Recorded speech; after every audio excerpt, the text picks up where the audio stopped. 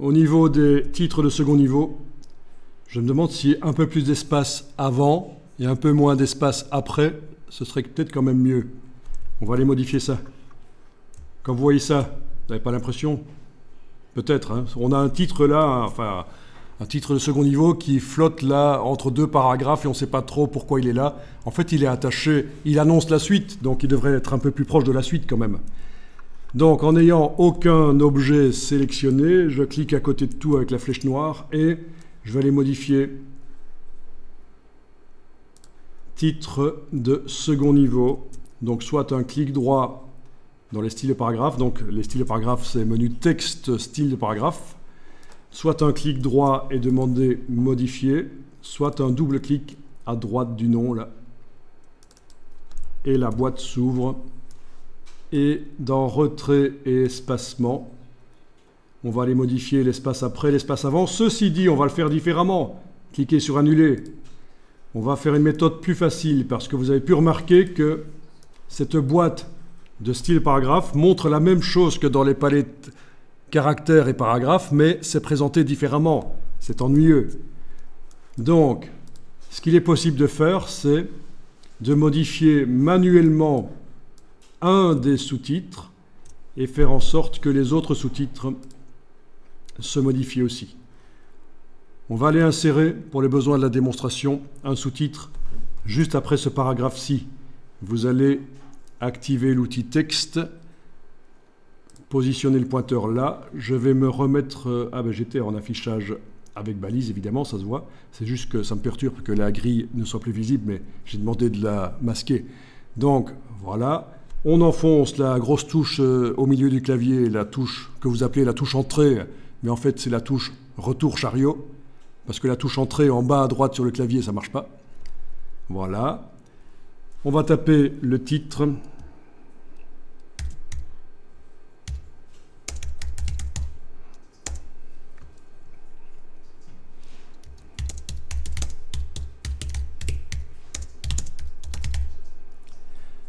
Ce que vous voulez, et en ayant le curseur qui est n'importe où dans le titre, enfin qui n'est pas vraiment un titre, hein, pour InDesign c'est un paragraphe. InDesign ne fait pas la différence techniquement entre les titres et les paragraphes, pour lui c'est un paragraphe. C'est juste nous visuellement, vu que c'est plus grand, on voit que ce sont des titres.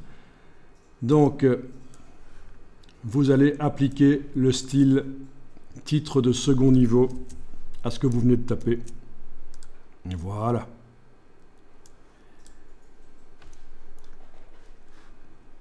Enregistrer le document. Donc, dans la boîte d'enregistrement, je clique là et puis je joue avec la flèche vers le bas sur le clavier pour aller directement au fond du nom, hein, parce que le nom est fort long. Vous voyez? Flèche vers le haut, c'est le début. Flèche vers le bas, c'est la fin. Vous ne remplacez pas le INDD, il faut le garder. Je change juste le numéro. Voilà, toujours dans le dossier d'assemblage, c'est bien. Et donc, en n'ayant aucun bloc sélectionné, avec la flèche noire, je clique à côté. Je vais aller modifier l'espace avant et l'espace après pour les titres et sous-titres. Non, pour les sous-titres, je veux dire. Uniquement pour les sous-titres, les titres de second niveau.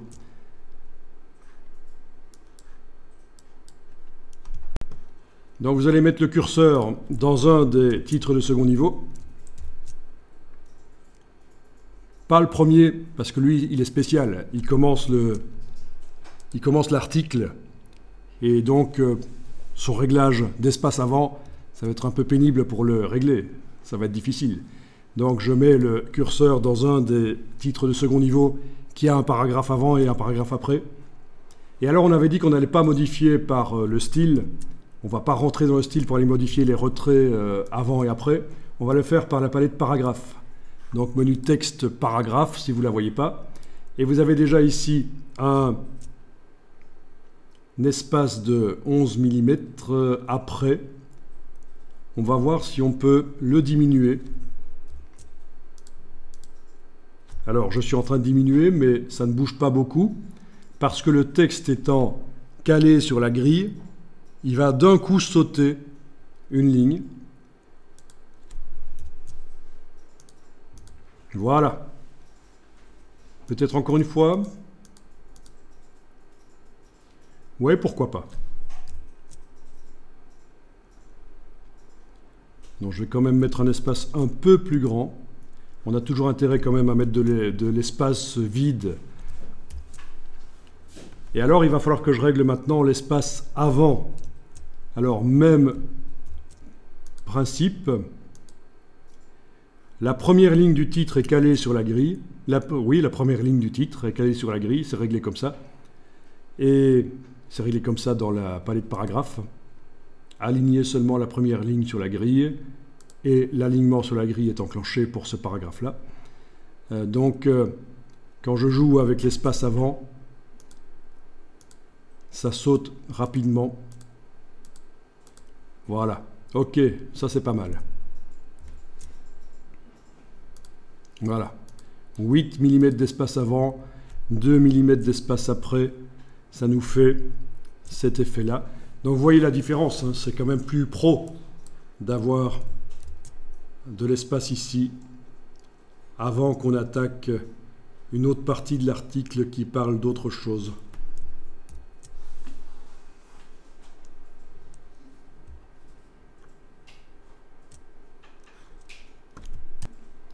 Alors si vous regardez dans le style de paragraphe, vous avez modifié manuellement un style un titre, un paragraphe qui utilisait un style. Voilà. Et vous avez le petit signe plus là, qui indique quelles sont les modifications que vous venez de faire. Donc, espace avant 8 mm, espace après 2 mm. Et donc, ce qu'on va faire ici, c'est qu'on va propager, on va mettre en fait à jour le style en fonction des caractéristiques nouvelles de ce paragraphe. Et ça devrait se répercuter sur les autres paragraphes qui sont là, il y en a 2 autres.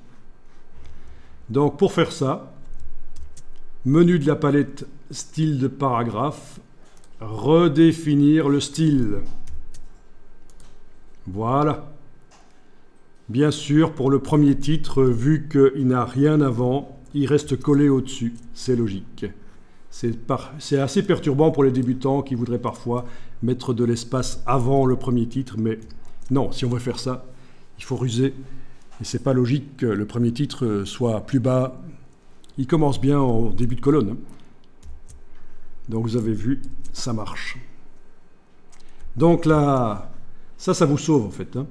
Redéfinir le style, ça vous sauve. Ça veut dire que vous n'êtes pas obligé d'aller dans le style de paragraphe, aller dans les choses ici, retrait, espacement, essayez de vous adapter, de voir, tiens, ça correspond à quoi par rapport à la palette paragraphe, c'est présenté différemment. Non, vous pouvez complètement oublier ça et tout faire par la palette caractère et par la palette paragraphe et puis redéfinir le style. Voilà, c'est plus simple pour utiliser InDesign. Alors je vous rappelle, quand vous êtes avec l'outil texte, si vous voulez bouger la page sur l'écran, c'est la touche option, pas la touche barre d'espacement. Sinon, ça met des espaces. Si on utilisait la barre d'espacement, ça fait des choses zarbi comme ça. On ne veut pas. Donc c'est bien touche option.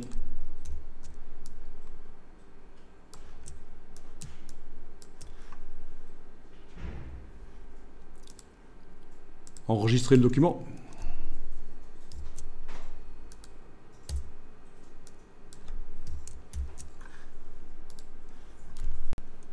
Alors, si vous mettez le curseur texte à côté de l'image, vous cliquez, vous avez le curseur qui clignote. Il est super géant, mais il est bien collé à l'image. C'est limite si on le voit clignoter, en fait. Là, vous êtes dans le paragraphe qui sert de support à l'image, puisqu'il y a une balise de paragraphe là, à chaque fois. Elle est bien sur un paragraphe. Et s'il me prend l'envie d'aller modifier le texte ici, par exemple, je vais copier ça. Voilà. Je vais mettre une virgule, je vais coller. Ça va forcément abaisser l'image et toutes les autres. Voilà.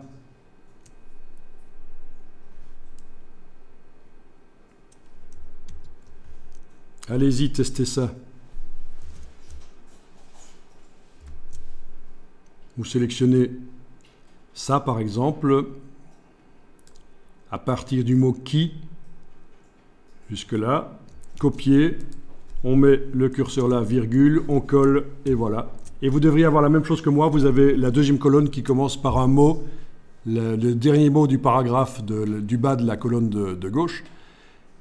Vous avez ça? Non? Ah, ok. Donc, ça, c'est le genre de choses qu'on va régler de manière automatique, parce que quand on travaille sur tout un texte de dizaines ou de centaines de pages, on n'a pas envie de devoir régler ce genre d'horreur manuellement.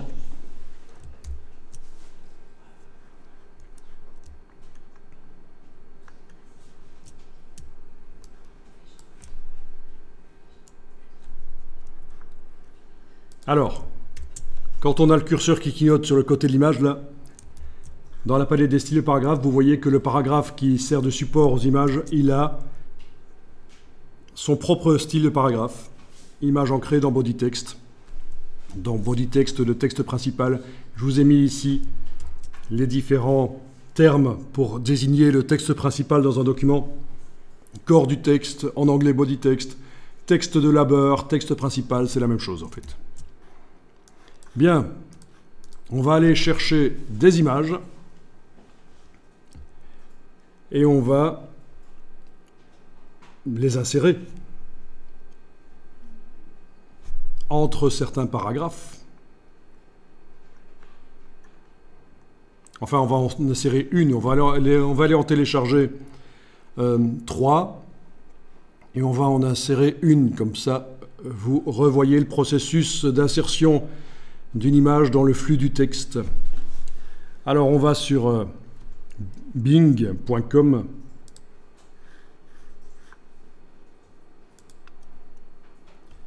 Donc là, j'ai tapé dans Bing le mot dog.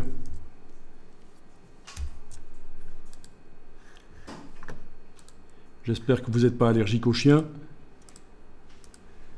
L'autre jour, j'ai fait un exercice où il fallait modifier une image d'un serpent. Et j'ai eu quelqu'un qui supportait pas les serpents. Phobie des serpents. Et donc, à ma grande surprise, la personne a travaillé sur un crocodile. Ce qui est beaucoup plus sympa qu'un serpent. Hein. Un serpent, ça vous mord et vous crevez. Un crocodile, ça vous enlève une jambe. C'est quand même moins grave. Je rigole. Non, ça m'a étonné quand même. Alors, dog. Ici, j'ai demandé, j'ai enclenché les filtres et j'ai demandé... Donc déjà, je suis dans la partie image, évidemment. Filtre, et j'ai demandé ici, dans licence du domaine public, j'ai demandé les images du domaine public. Donc... alors, je n'ai pas précisé quelle qualité minimale je voulais au niveau des pixels. Mais bon, si vous téléchargez des images, c'est très bien.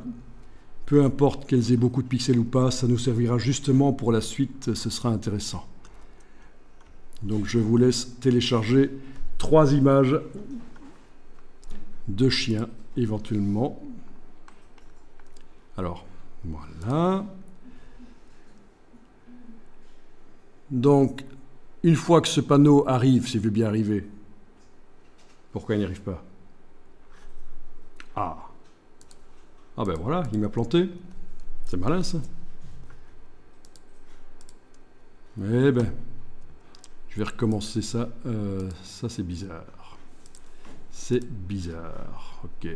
Allez, on va recommencer tout ça de manière sérieuse. Voilà. Voilà, filtre, licence, domaine public, voilà. Donc, voilà. Ok, ça marche là. J'avais juste un onglet qui était mort.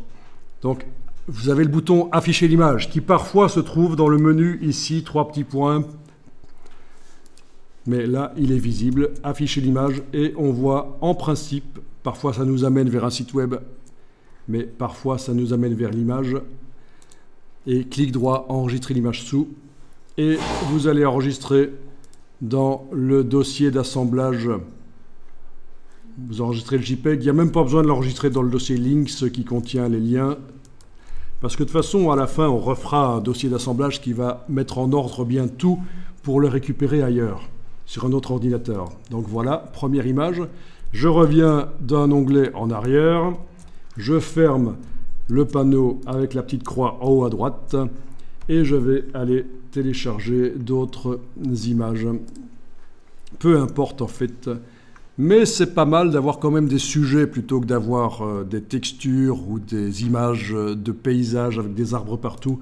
Un sujet pour repositionner par la suite dans notre document l'animal dans sa fenêtre, ce sera quand même mieux que voilà, qu'autre chose.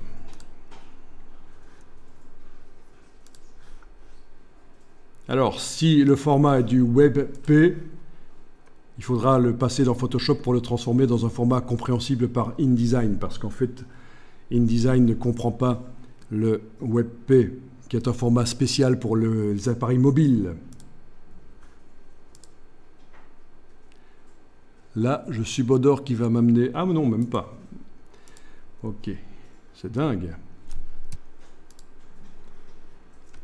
Bien, j'ai 3 nouvelles images dans le dossier.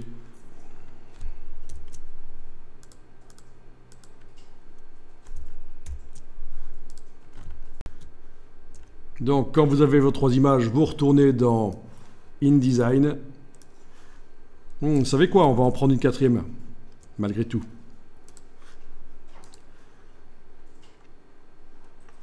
Oui, ce serait bien d'en avoir une 4e. Ah, la qualité d'image est quand même pourrie, là. Ça, c'est vraiment la prise de vue. Ça a été fait avec un Nokia d'il y a 40 ans. Je rigole.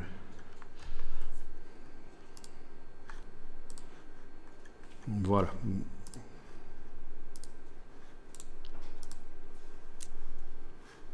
Oui, 4 images, c'est bien. Donc c'est l'occasion de revoir comment amener rapidement dans InDesign plusieurs images sans y perdre trop de temps. Ça va être montré ici avec 4 images, mais si vous en aviez 12, 17, 23, 50, le principe est le même. Vous n'allez pas prendre chaque image une à une. Vous n'allez pas non plus les poser une à une sur le côté de la page. On va faire ça de manière rapide et automatisée. Vous êtes dans InDesign, vous avez zoomé en arrière. On va amener les images sur le côté de la page ici, le côté gauche. Ce côté gauche, donc qu'on appelle la table de montage, peut être agrandi éventuellement si nécessaire.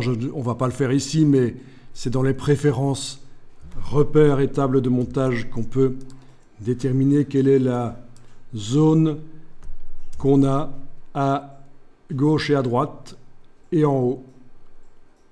À gauche et à droite, c'est équivalent actuellement à la largeur de la page, format lettre, 215,9 mm. En haut, c'est juste 1 pouce anglais, 25,4. Donc vous voyez, on pourrait augmenter si nécessaire, si on a besoin de plus de place sur le côté des pages. Donc l'idée, c'est de faire comme les imprimeurs faisaient avant, préparer sur le côté les blocs et puis les amener sur la mise en page. Donc vous allez faire fichier importer, commande D évidemment. Vous allez dans le dossier d'assemblage et on va activer, clic, majuscule clic, les 4 images qu'on vient de télécharger. Alors, affichage par liste, c'est pas plus mal. Affichage par liste et affichage de la liste par date de modification. Vous avez ça, si vous ne voyez pas de date de modification ici, vous faites un clic droit pour demander de le voir.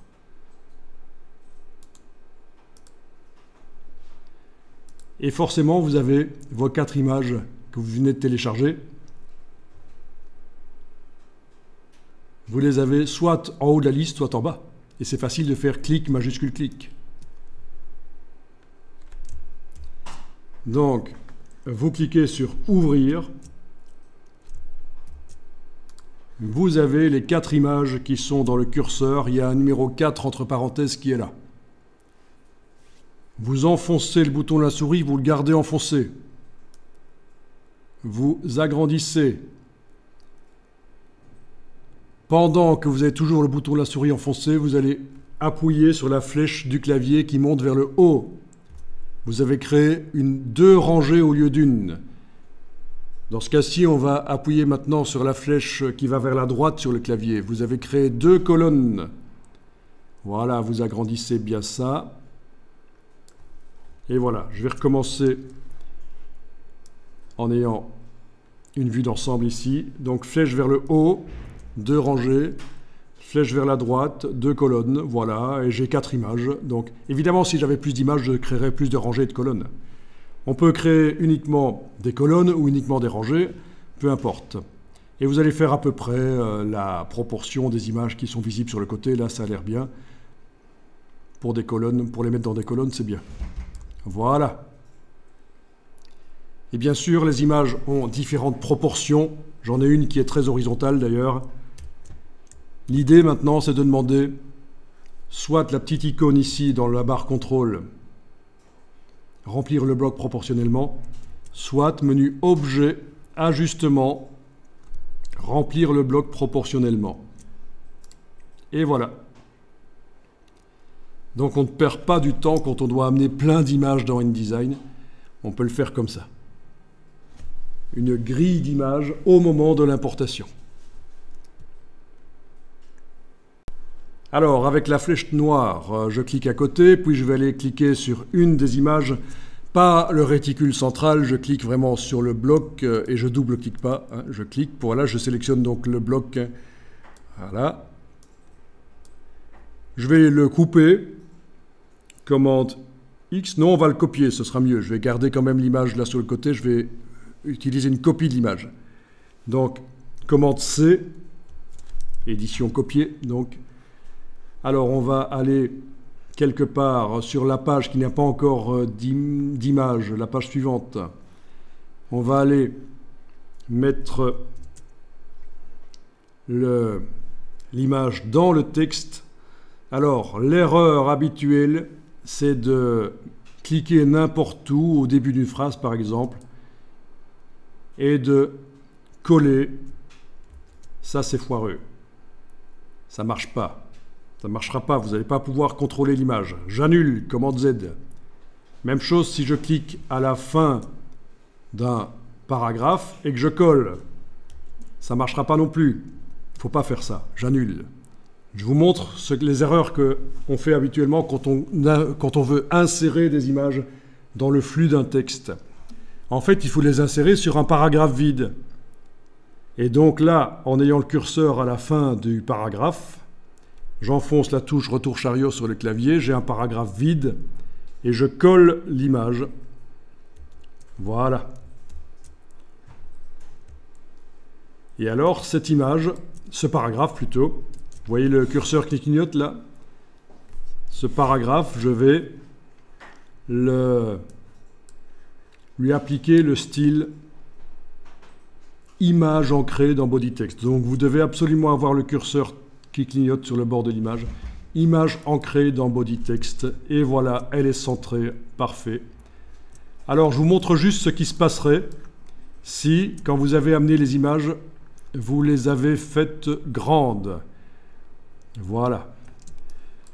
Donc, par exemple, si l'image est grande, comme ça, je viens juste de l'agrandir avec la transformation manuelle.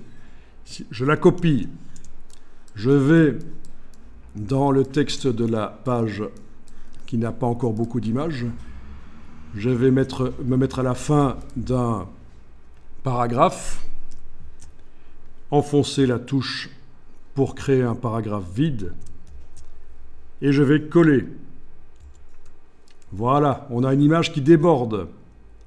Mais on a quand même le curseur qui clignote sur le côté, et si... Voilà, il va falloir la redimensionner avec l'outil de transformation manuelle éventuellement.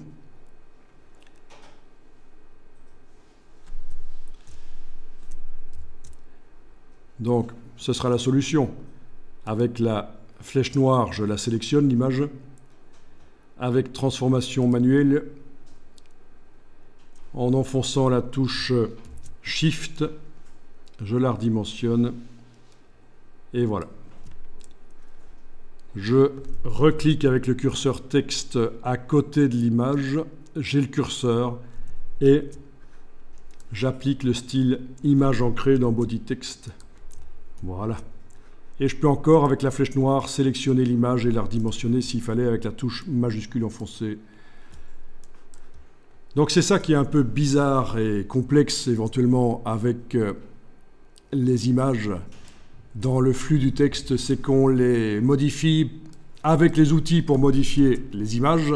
Donc la flèche noire, la transformation manuelle du bloc image, mais aussi pour ce qui s'agit du centrage de l'image dans le flux du texte, c'est sur le paragraphe qu'on joue. Et là, on a appliqué un paragraphe qui a été fait spécialement, un style paragraphe qui a été fait spécialement pour ça. Et dans la palette paragraphe, vous le voyez, c'est centré. Voilà.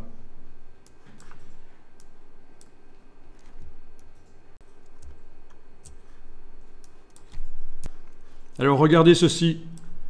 Je vais gérer l'espace avant et après. J'ai bien le curseur qui clignote sur le côté d'une image. Avec la palette paragraphe, je vais aller jouer sur espace avant et espace après. Voilà, l'espace avant, l'espace après. C'est peut-être pas plus mal hein, d'avoir une image avec plus d'espace au-dessus et en dessous. Et je peux répercuter cette modification que j'ai faite localement, donc sur seulement une partie du document. Je peux la répercuter sur tous les styles, toutes les images en fait, hein, puisqu'elles utilisent le style image ancrée dans Body Text. Donc vous avez le signe plus qui indique que vous avez fait un espace avant et un espace après. Ah oui, si on voulait se débarrasser de ça, ce serait la touche Alt, la touche Option et cliquer. Et voilà. Le réglage fait manuellement sur le paragraphe s'en va. Mais donc je vais le recommencer ici parce que je voulais quand même le répercuter sur les autres paragraphes des images. Voilà, on va dire ça c'est bon. 6, 4, oui. Ça a l'air bien. Donc,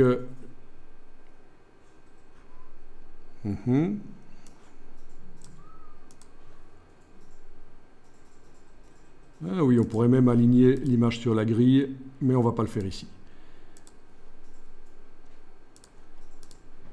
Ok, donc, il y a une modification. Cette fois-ci, je ne m'en débarrasse pas, mais je vais la répercuter sur tous les paragraphes qui utilisent ce style.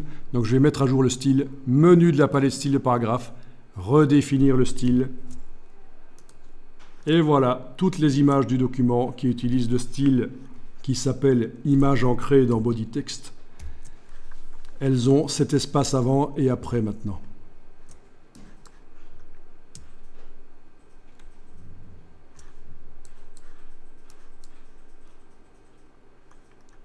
Bien sûr, l'image là, chez moi, qui démarre la colonne, n'a pas d'espace avant. C'est le même principe que pour les titres. Le titre ici n'a pas d'espace avant parce qu'il commence la colonne. Enregistrer le document.